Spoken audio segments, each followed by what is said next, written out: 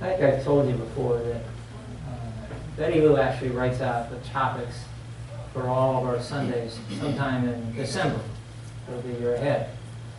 So they're just whatever she's guided to write down, and then we figure out what to do with them when the time comes. So I got allow, allow, allow. I can be philosophical about that. Yeah, the first question that comes to mind is, why allow, allow, allow? Why not just allow? And then I realized, we have personalities, and this egoic stuff, allowance isn't necessarily the most natural thing to do, so maybe we need some reminders.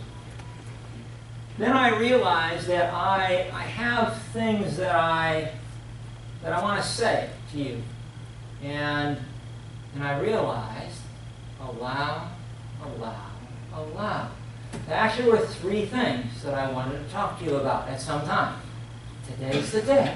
It's a triple header. As I went through these, what I realized also, as I was making some notes, I thought, the title for this really should be, what's the word, an oxymoron, almost doesn't go together, allow and do, or allow and work. Wow. And that'll be real clear when we're done, but it's the old thing, give them the punchline first. Allow and do. So the 3 areas that I want to share with you a little about this morning. The first is magical thinking. It's always a fun one. The second is victimization. And the third is, where's God? And we don't do all of that in about 20 minutes, okay? Hold on. We all know, by the way, about magical thinking. If you think about this, look at almost every prayer or affirmation, and it's a form of magical thinking. Don't we usually pray or affirm so that God will give us something that we don't currently have, or will change some condition that currently exists?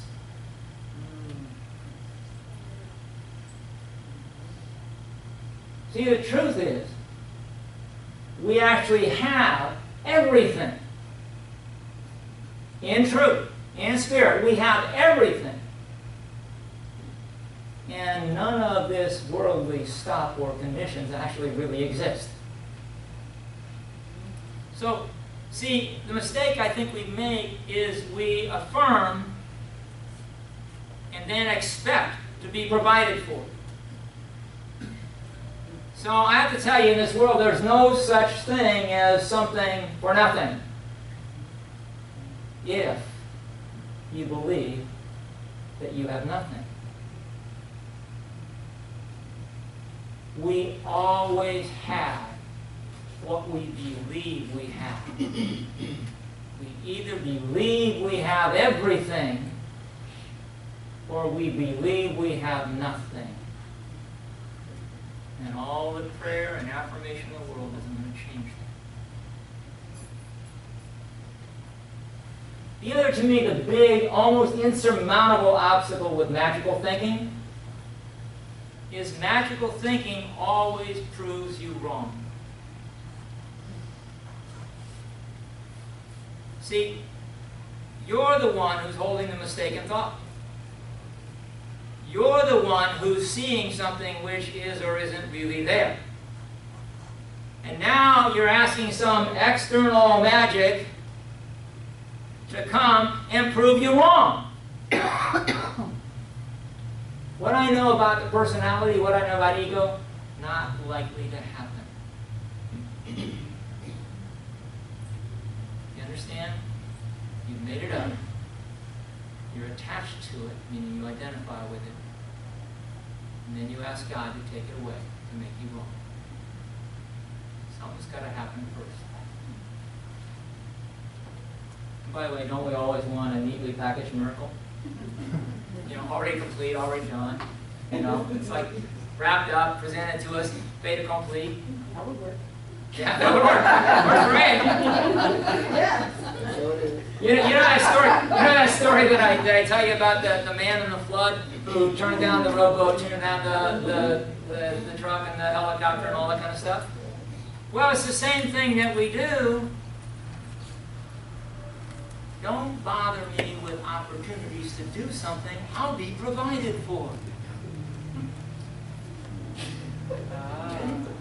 Aren't you really aware when you pray or when you affirm that the first thing you hear is something that you need to do or change? And yet we ignore that and hope that that will all be bypassed. So I'm going to just shift this a little bit, and I'm going to suggest at this stage of the game that what we do with this stuff that we don't like is we just ask the question, what am I to do with this? Not take it away, not make it wrong. No magic. What am I to do with this? And if I had brought one and I waved in front of you, the little blue bracelets, what can I do?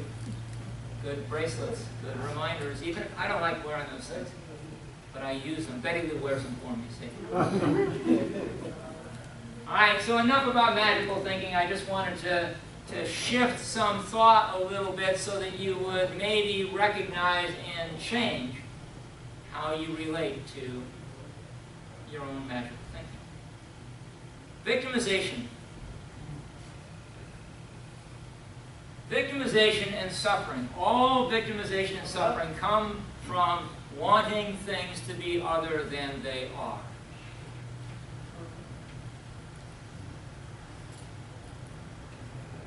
You got it. Is that it?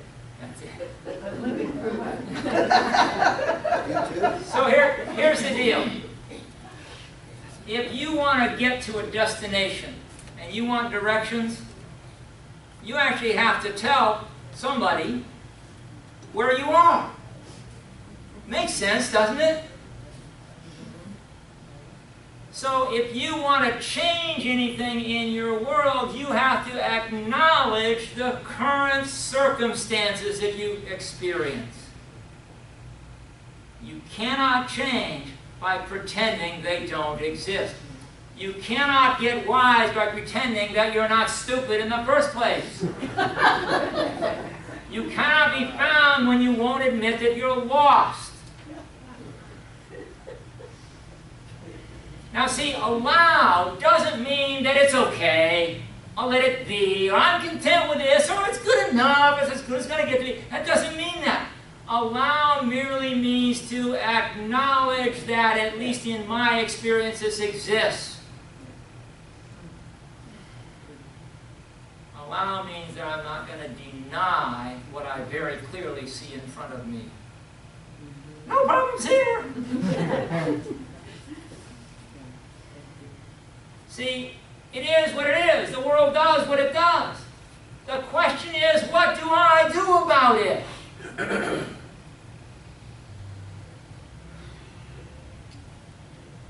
You cannot accurately respond to any circumstance without clearly knowing what's involved in the circumstance.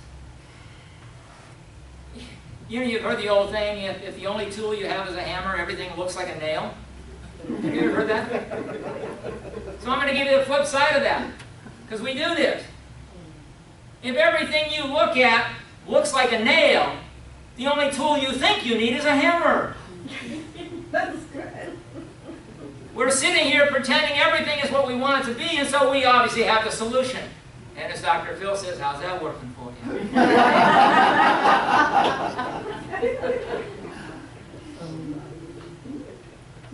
Now, I do have to say one other little piece, too, that's important in this, because it has to do with our own suffering and others. And it's not polite, it's not respectful, it's not wise to be focused on changing somebody or something. You know, I know you know better than they do. And I know that you're wiser than God, and you really should have done it this other way here. But understand that it doesn't work. I put buried under here somewhere, a little bookmark. Doesn't matter. You got it? I've got it here anyway. There's a thing out of the I Ching, which I happen to love, by the way, and it's the way of water. And I took this right out of there. You don't have to look at it now. You've got it for later on. But it's the 9 virtues of water. And to me, they have a lot to do with the power of allowance and not being victimized. First one, be content with a low position. I don't mean put yourself down. It just means don't compete. Be where you are. Be real. Don't try to be something else. Remain profound. I like this.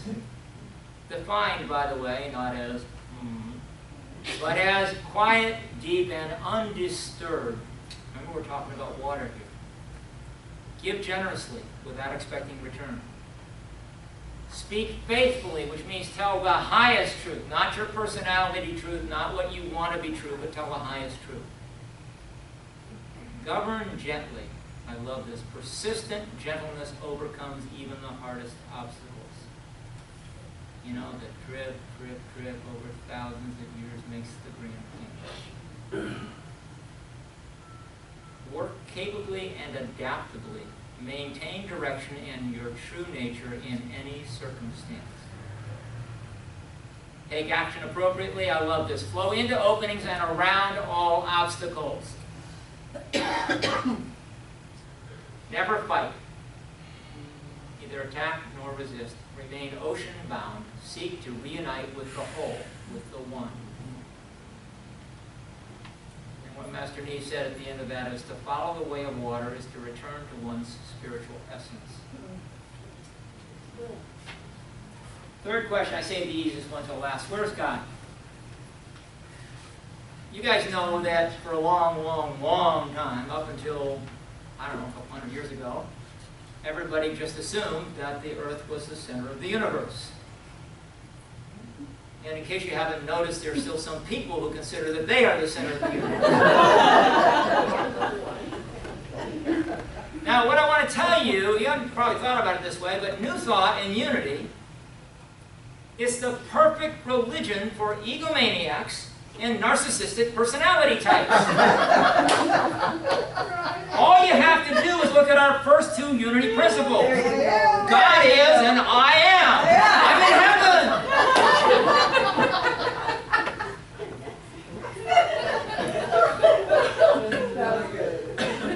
See, the truth is we are God, but only on the spiritual level, not on the personality level. And the other way to say it is, you know, we're God when we act like we're God. Not as if, like. So we're big on this whole God within thing. And so what it makes it sound like is all I have to do is tidy up, clean house, and invite God in. And what I want to tell you is that we don't get to be God by reducing him into this tiny thing that will fit into my human personality body or my mind or whatever it is. See, we need to allow God to be God, and we need to allow ourselves not to be the center of the universe.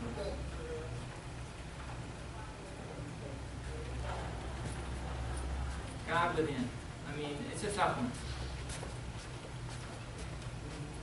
Because we use it a lot, it's used in Unity a lot, and there's nothing wrong with it except for the fact that it's easy to egoically misinterpret. So try on being willing instead of knowing God within, but be willing to be within God.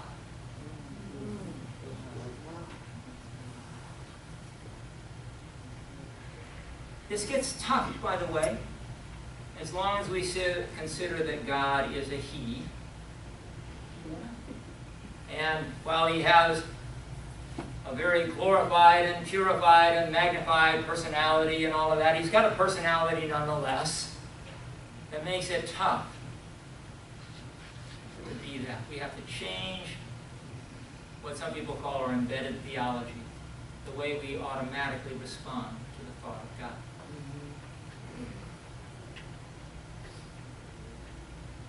So even though we're not acting like God right now, it's okay. You know, it is what it is.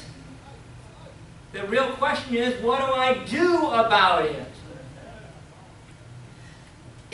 Knowing where I am, knowing the misperceptions that I have, knowing the beliefs I have and how they're limiting me, what do I do about that? And that's different than pretending it's all okay and it'll all go away, or pretending it doesn't matter, I'll be saved at the end. You know, I mean, it's what do I do about it right now? That's why, by the way, all the big emphasis on be here now. Eckhart Tolle and all the other people who are doing about that. Here's an interesting thought, because as long as you are a seeker, you're never going to arrive. Seeking, by definition, keeps you separate from that which is sought. So as long as we're bargaining with God for our enlightenment, meaning I'll do this and then I'll be enlightened, we're going to stay in the dark. I found a very interesting piece by a spiritual leader named Osho. Now, I'll spoil it all for you right now, but it will test your powers of forgiveness. Osho is a later name for Sri Rajneesh. And some people have some opinions about Rajneesh and Antelope, Oregon, and all of the wonderful stories. So forgive all of those, because even people who give us things to forgive have things to teach us as well. I like this. He said, the only difference between me and you is you don't say okay to yourself. Anybody relate to that? And I have said an absolute okay to myself. That is the only difference. You are continuously trying to improve yourself. I'm not trying to improve myself. You're trying to become perfect, and I have accepted my imperfections. That is the only difference. So I don't have any problems. When you accept your imperfection, from where can the problem come? When you say, it's okay to whatever happens, then from where can the problem come? When you accept limitations, from where can the problem come? The problem arises out of your non-acceptance. You cannot accept the way you are, hence the problem. I have accepted the way I am, and that very moment, all problems disappear. That very moment, all worries disappear. Not that I became perfect, but I started enjoying my imperfections. So allow, allow, allow. And do. Do, do, do. See, you are as God created. You are the Christ you are created to be. Right now, even if you don't act like it, you are that. You've heard the old saying, you know, well, everybody's doing the best they can do given what they know and what they believe and given their experience, right? You've heard that, right? Which just means, by the way, that what I know and what my experience is exactly what's keeping me from knowing who I am.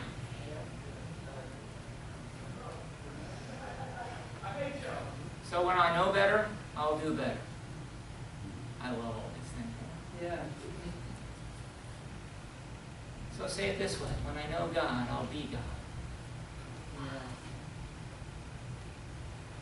Yeah. Until then, our only job is unlearning everything that keeps us separate from ourselves, from each other, and from God. See, we are love in the world. when we remember that we're loving the world. So let's remember. Thank you. Oh.